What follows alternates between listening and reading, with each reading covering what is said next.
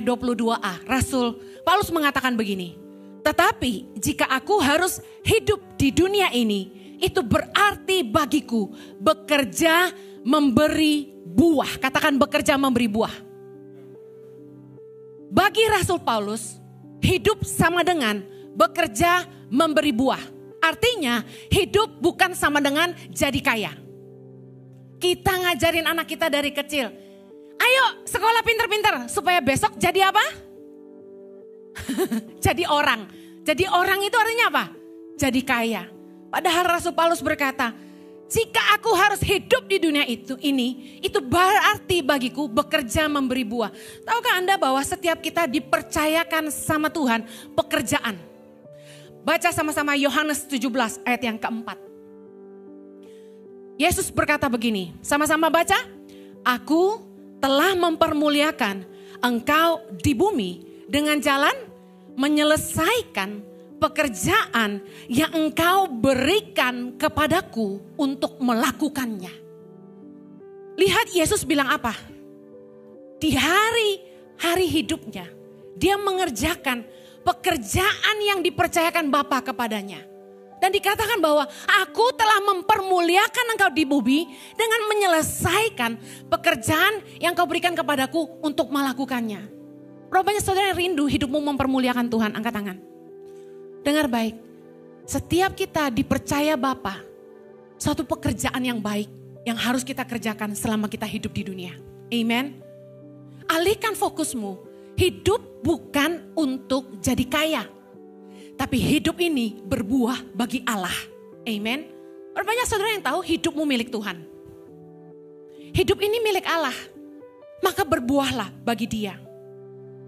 Yohanes 15 ayat 16 berkata, bukan kamu yang memilih aku, kata Tuhan. Yesus berkata, tetapi akulah yang memilih kamu. Dan aku telah menetapkan kamu, baca sama-sama, supaya kamu pergi dan menghasilkan buah. Dan buahmu itu tetap, supaya apa yang kamu minta kepada Bapa dalam namaku diberikannya kepadamu. Seringkali kita doa seolah-olah Tuhan tidak jawab, betul? Ada gak doa-doa kita yang tidak dijawab Tuhan? Banyak. Yesus kasih tahu kita. Apa yang harus kita lakukan supaya doa kita dijawab Tuhan adalah ini. Supaya kita pergi menghasilkan buah dan buah itu tetap. Kalau hidupmu berbuah bagi Allah, maka kasih karunia Tuhan akan menyertai hidupmu. Maka Tuhan akan memberkati kamu. Tuhan akan mengabulkan kerinduan hatimu. Saya sama suami, dulu kami kerja setengah mati. Sebelum kami ikut panggilan Tuhan dalam hidup kami. Kayaknya hidup itu berat. Kerja mati-matian. Kami berhasil, kami diberkati. Bisa beli rumah mewah. Bisa hidup mewah. Tetapi capek. Saya ingat suami saya kelelahan. Kurang tidur terus. Tetapi ketika kami menjawab panggilan Tuhan dalam hidup kami. Dengar baik. Kebaikan Tuhan dan kemurahan Tuhan menyertai hidup kami. Bahkan kami tidak kejar berkat. Berkat mengejar kami. Berapa banyak saudara yang rindu dikejar berkat? Hiduplah mengerjakan kehendak Tuhan dalam hidupmu. Saya ingin cerita tentang pohon ara. Matius 21. Judul perikopnya, Yesus mengutuk pohon ara.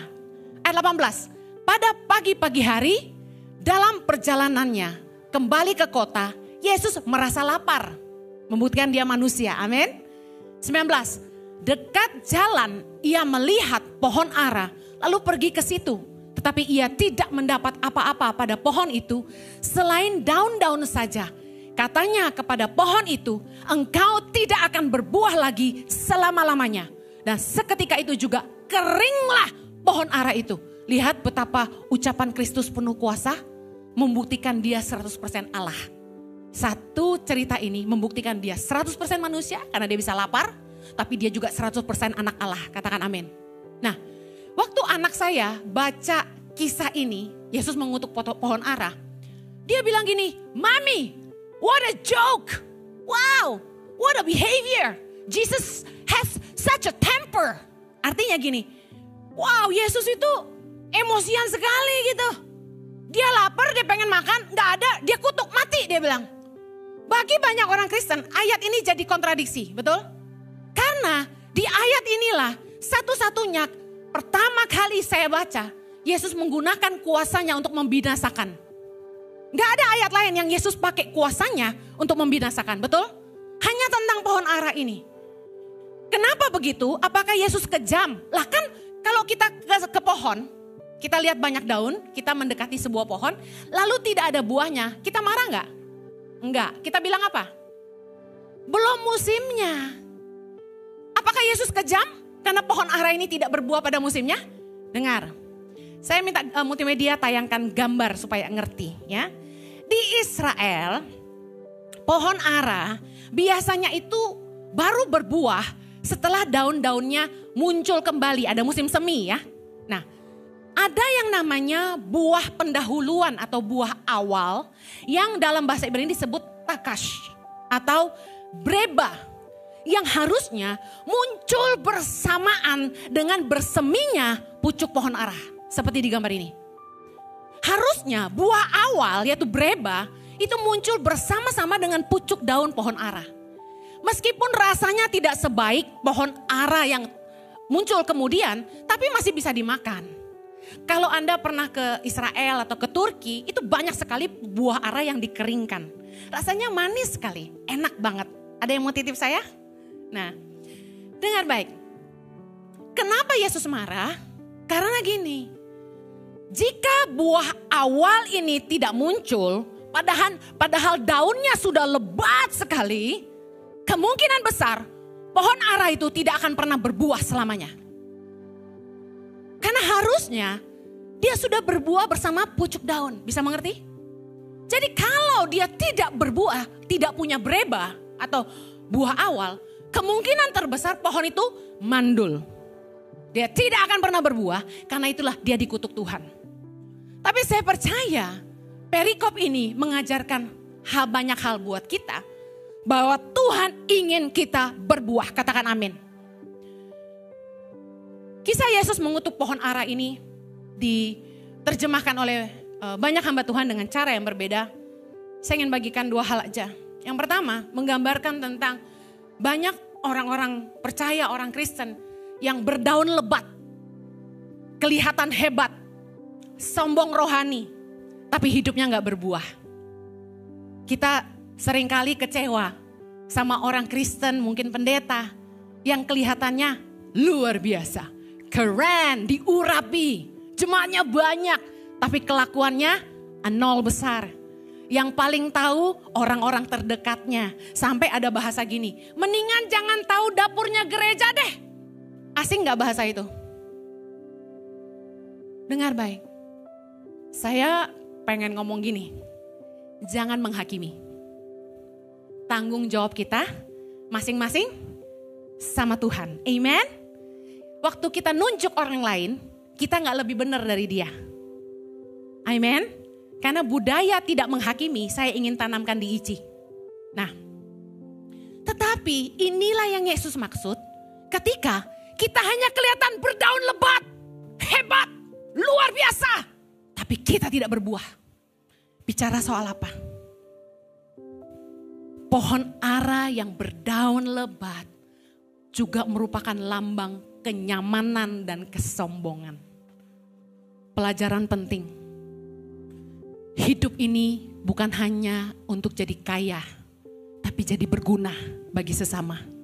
Katakan amin. Jangan jadi kaya tapi gak guna. Yesus memberi cerita tentang orang kaya yang bodoh dan tamak. Orang-orang yang hanya memperkaya dirinya sendiri. Bicara soal apa? Percuma kita diberkati kalau kita gak jadi berkat. Karena kekayaan adalah kepercayaan dari Tuhan. Katakan sama-sama, kekayaan adalah kepercayaan dari Tuhan. Matius 19 ayat 23 bukan ayat yang menyenangkan, tapi kita harus baca.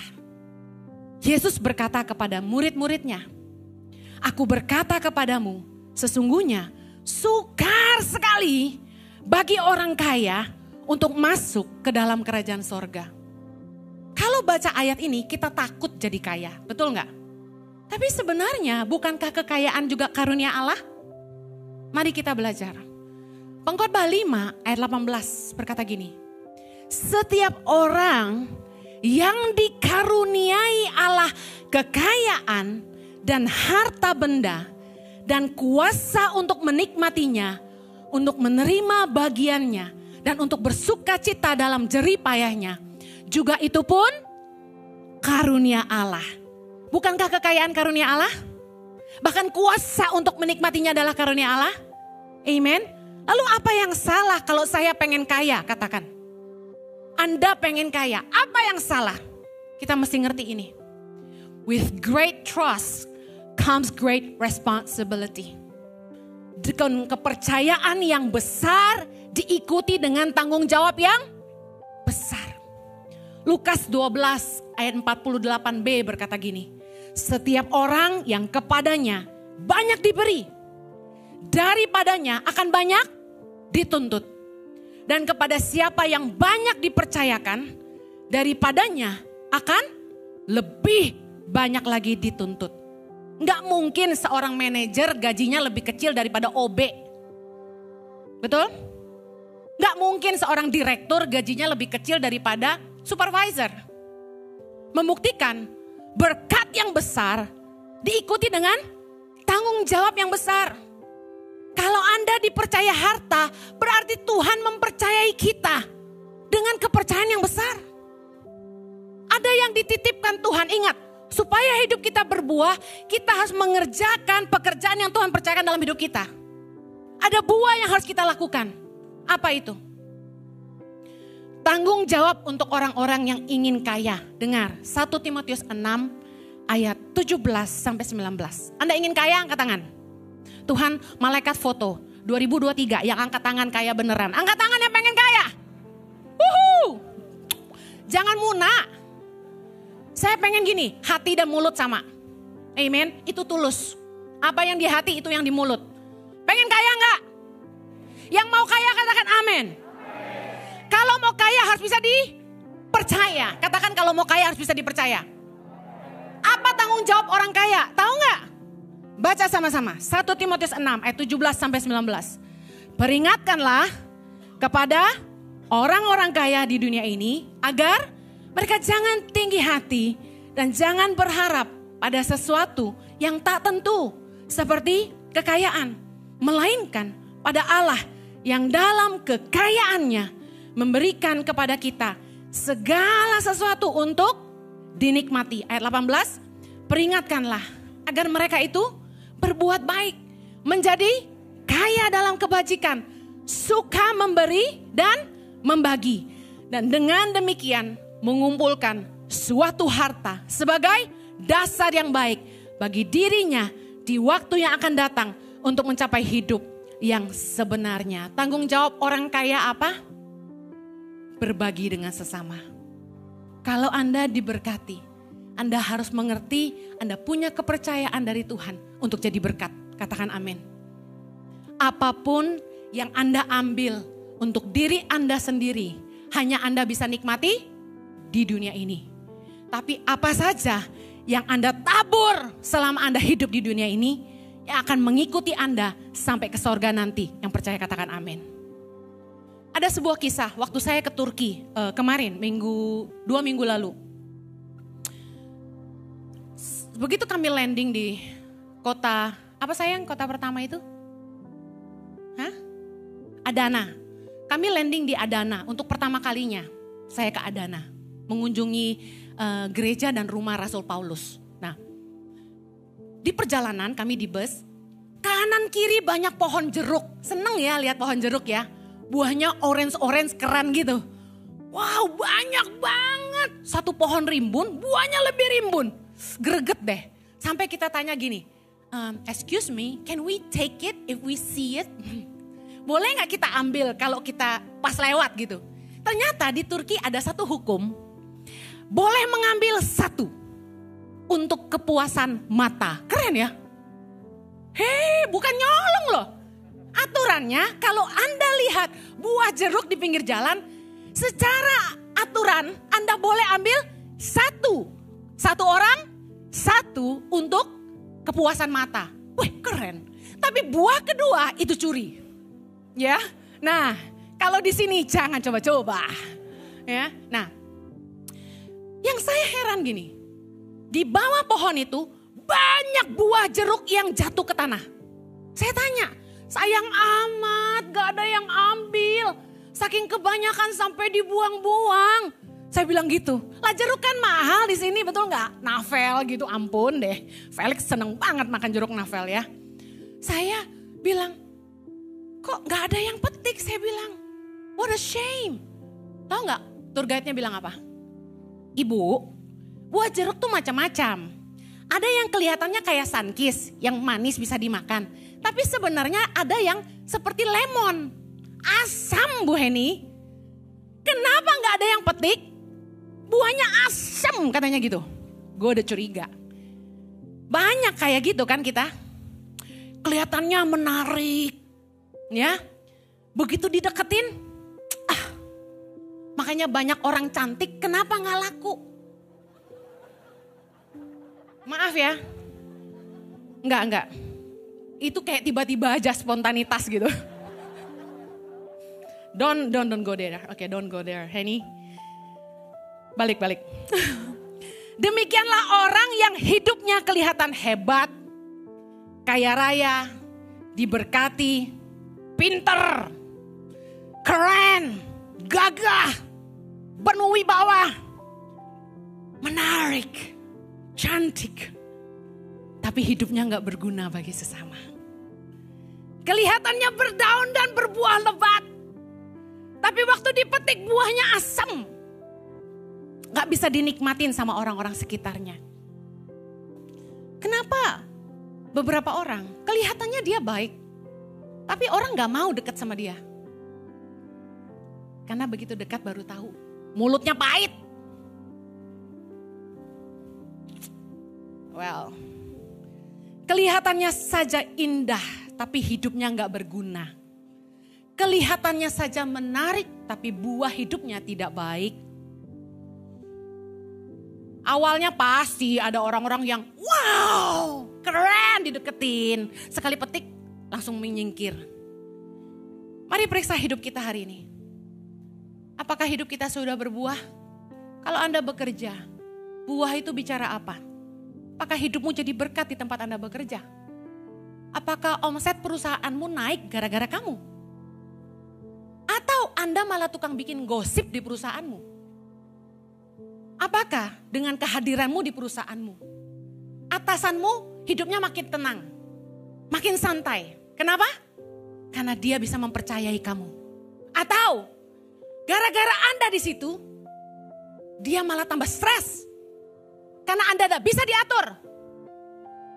Apakah dengan keberadaan Anda di keluargamu, anak-anakmu happy, bertumbuh secara rohani, istrimu makin kinclong dan cantik, suamimu makin seksi dan ganteng, atau keberadaanmu berisik, suka teriak-teriak, marah-marah, pagi-pagi udah ngoceh-ngoceh, mau tidur ngoceh-ngoceh, mau buat hidup hilang damai sejahtera.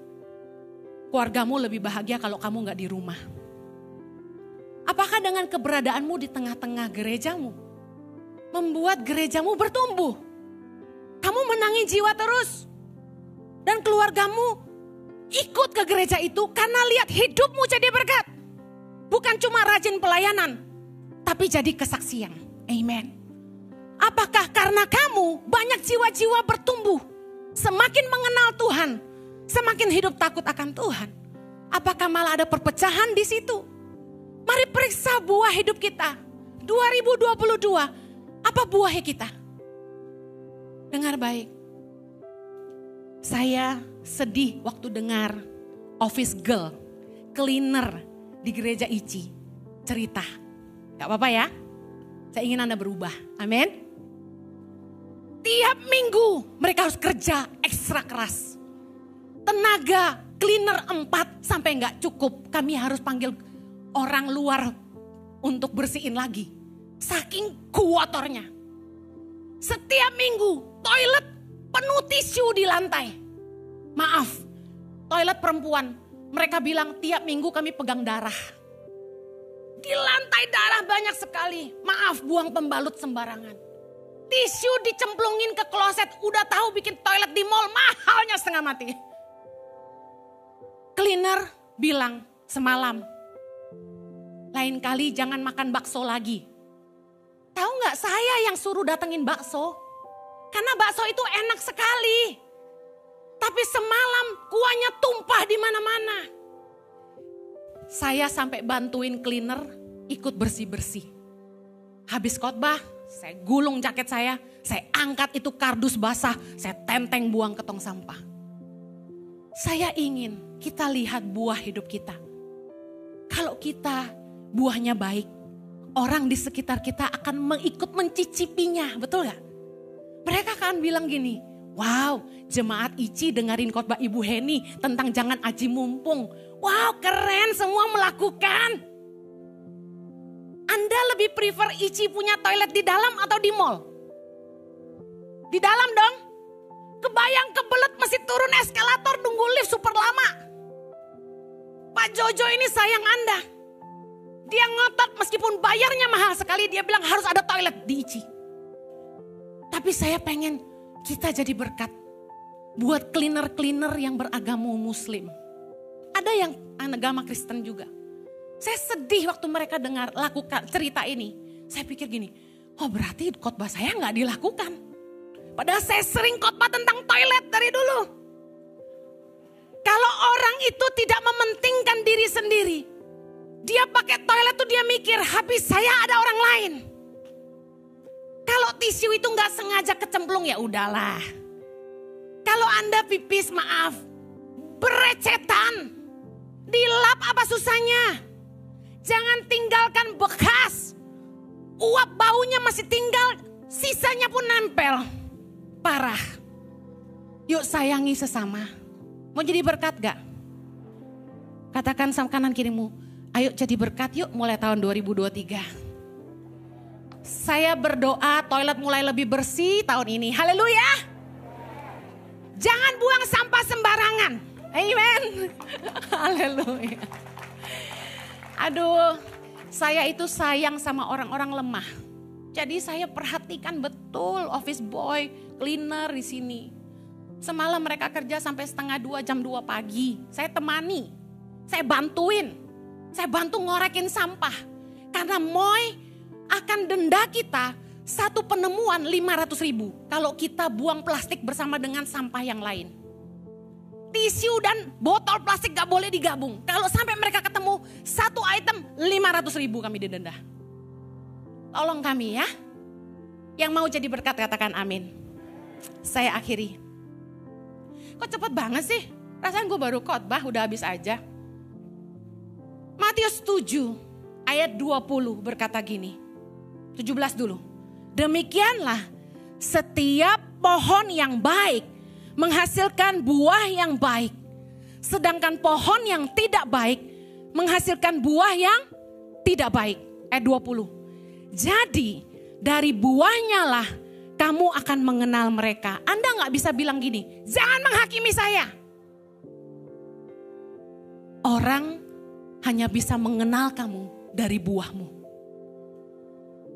Apa tandanya hidup kita berbuah yang baik? Ini tandanya. Pohon yang berbuah manis pasti sering dilemparin batu. Digoyang-goyang. Biar jatuh semua pohon buah-buahnya. Betul gak? Jangan heran. Orang baik banyak yang jahatin. Karena kanan kiri baru tahu. Demikianlah orang yang hidupnya berguna, buahnya manis. Pasti disukai banyak orang, tapi juga dibenci banyak orang. Ada haters, orang-orang yang iri hati. Tapi saya ingin mengencourage saudara. Bersyukurlah kalau orang memanfaatkan kita. Karena itu tandanya hidup kita bermanfaat. Amen. Karena hanya orang yang hidupnya bermanfaat yang bisa dimanfaatkan. Tapi jangan jadi orang baik tapi bodoh. Bijaksanalah. Tahun 2023 Pak Jojo tadi khotbah ibadah pertama sangat baik. Atur baik-baik prioritasmu. Karena prioritasmu menentukan keputusanmu. Orang akan berusaha mengorbankan apapun demi mencapai prioritasnya. Prioritas kita yang pertama Tuhan. Prioritas kita yang kedua itu keluarga. Yang ketiga itu pekerjaan atau sekolah. Yang keempat baru pelayanan. Yang kelima baru komunitas dan masyarakat. Dengar baik, jangan kebalik. Apa bedanya Tuhan dan pelayanan? Tuhan artinya gini, di setiap waktu. Yesus hanya kau yang ku andalkan, melebihi. Andalkan Tuhan dalam hidupmu. Itu Tuhan nomor satu. Setia lakukan firman Tuhan, itu Tuhan nomor satu. Lebih daripada uang, lebih daripada harta, lebih daripada wewek gombel, cowok ganteng. Tuhan lebih dari segalanya. Pertahankan iman. Amin. Keluarga penting. Jangan ngorbanin keluarga, tapi ngorbanin keluarga untuk nyenengin orang lain.